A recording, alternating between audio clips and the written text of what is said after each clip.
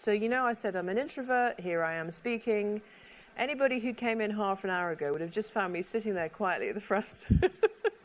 And what I'm doing is just being quiet. I'm early. I'm always early. And I'm quiet.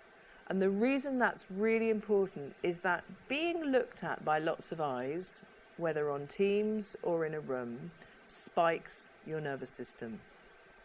Because your nervous system says, there's lots of people staring at you, they could have big sticks. Until a few thousand years ago, that was a reality. I mean, until much more recently than a few thousand years ago.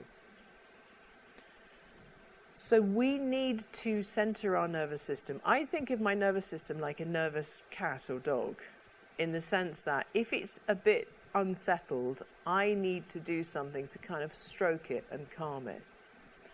And I know as a speaker that as long as I stroke and calm my nervous system, I will be fine. And that's what I learned as an actor, and that's what I want you to understand.